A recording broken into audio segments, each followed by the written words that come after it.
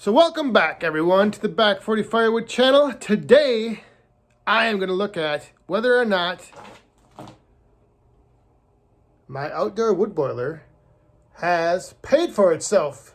Maybe it has, maybe it hasn't. That's what I'm going to be finding out today. But before I get into that, I'm going to just do a little overview of it, give you guys a look at it, and then we'll go inside and start crunching the numbers. Because there's multiple factors that come into play when trying to figure something like this out. And I'm going to try to keep it as simple as possible just to try to get a rough idea on whether or not I'm seeing any ROI, return on investment.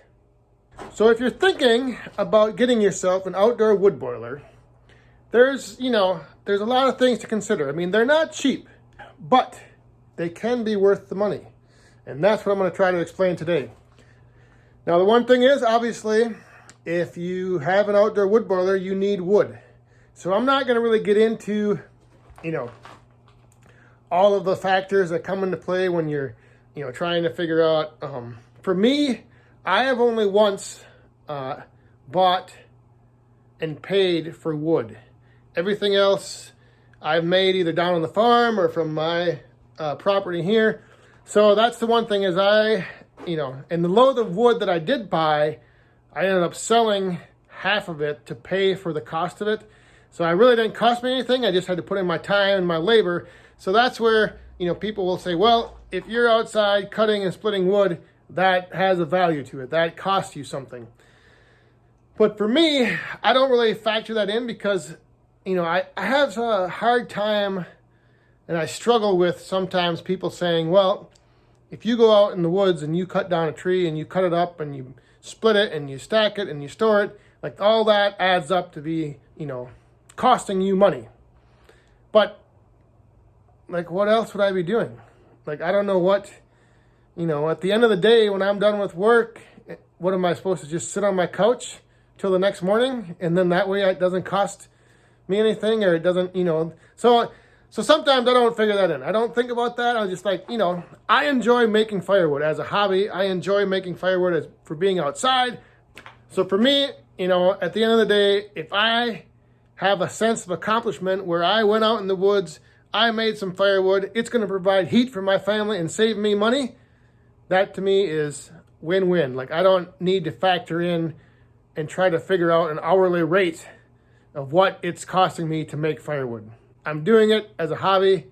If I wasn't doing firewood, whatever else I would be doing, I could figure that would be costing me money as well. So those things like, having firewood, getting wood, I mean, I'm not going to look at that right now. I'm just going to figure out what it costs me to install this boiler. And so far, up to this point in time, I'm going to try to figure out, like I said, I'm going to crunch the numbers. So first, let's get a quick overview of the boiler.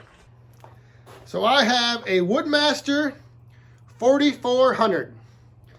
I bought this in 2013. It was installed at the end of September, October, when I first started running it. So it's been running now for 6.5 years. So what happens is this thing is controlled by a thermostat that senses the water temperature. I don't know if that's going to focus or not, but it's 162. So right now, the water temperature inside the water jacket is 162 degrees. When that water temperature drops to 160,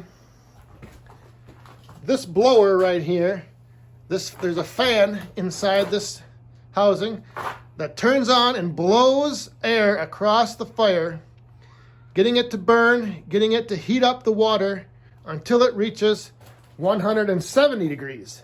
When the water reaches 170 degrees, that blower shuts off. So basically then the fire, will not be burning. It quits burning. So it sits there and it smolders until the heat is taken off the water, and then the cycle repeats. Okay, so over there in my shed, that's where the boiler is. I decided to put it inside and enclose it just to keep out of the elements and hopefully make it last longer so it's not exposed to all the weather. But on the outside of that shed, under the ground, running all the way over here into the house, is a big tube with inside, there's the 2 water lines. The hot coming in and then the cold going back out. So this is where it comes into the house and then goes into the basement and runs the heat exchanger on the hot water heater and then into the forced air furnace. So when we built this house, we had this all put in and installed. So everything, we had the equipment here to dig out the trench. It's not that far from the house, but it is buried down about 5 feet underground.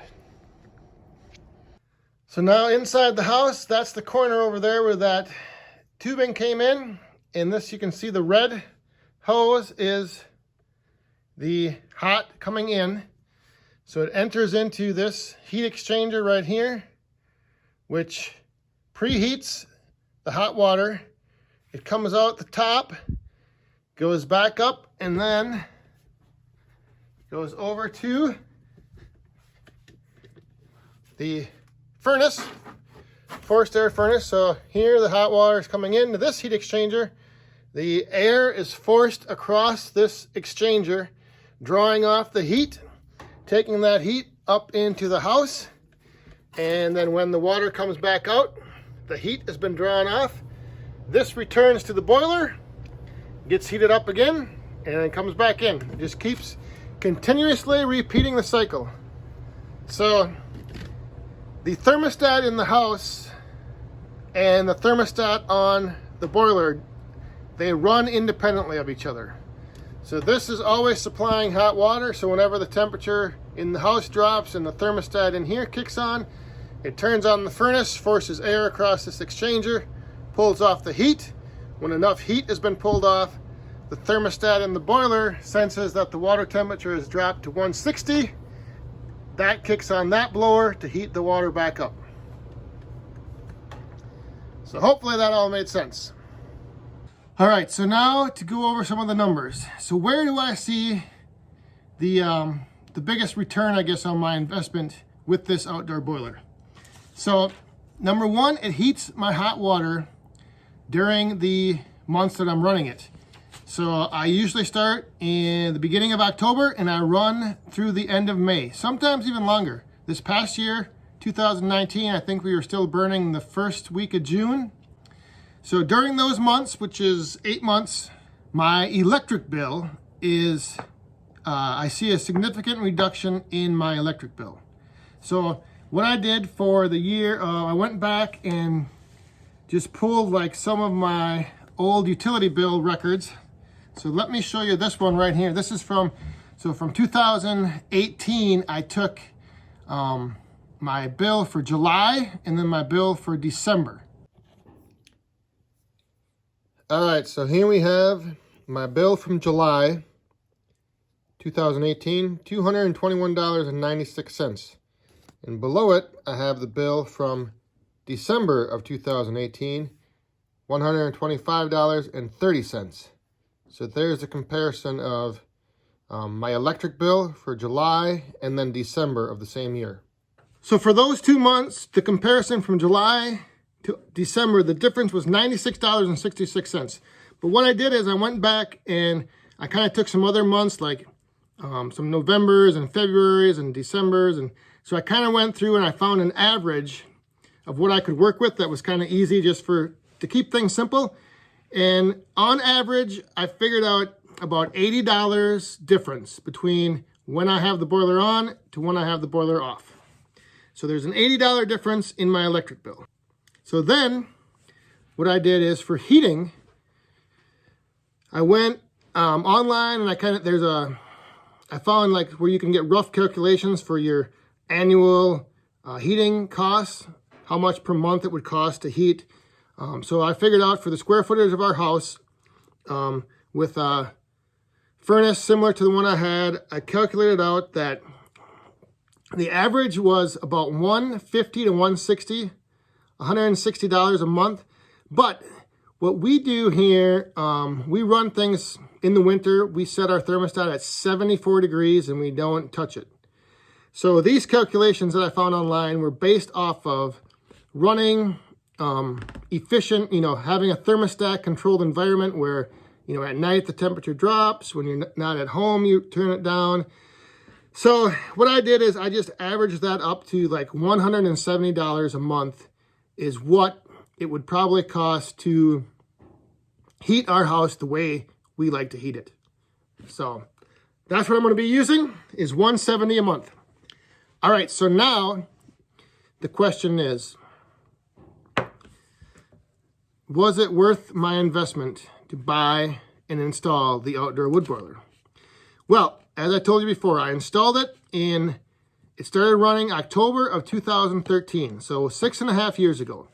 At the time, what it cost me to buy and install, everything, was $8,140. Now, there are some costs involved yearly as far as maintenance, buying a gallon of treatment. I usually buy one every other year. That's like $40.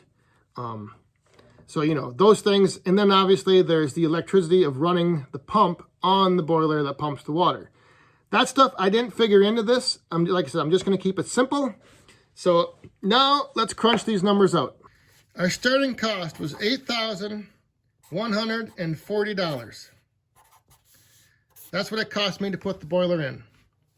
So I figured that my savings from having my hot water heated and not running my electric hot water heater was $80 a month. So if I take that $80, I run the boiler for 8 months a year. So I times that by 80, I get $640 per year. I take that times 6.5 years, I end up with $4,160 so far that running my boiler has saved me in my electric cost. All right. So now for my heat, I figured I was going to average $170 per month.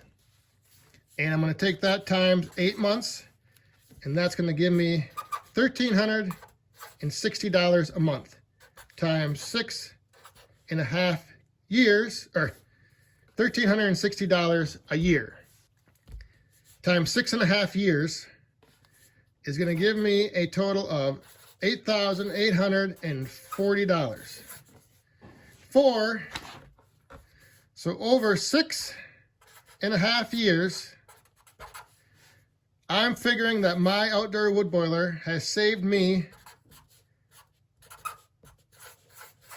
$13,000. So I started investing $8,140. So far, after 6.5 years, that's what it's been, return on my investment. So now if I take that cost of $8,140, my initial cost, and that subtracted from the $13,000 that I've figured I've saved so far, I'm right at around $4,860. So like I said, this was just to get a rough idea of whether or not I'm on the path of having my outdoor wood boiler pay for itself.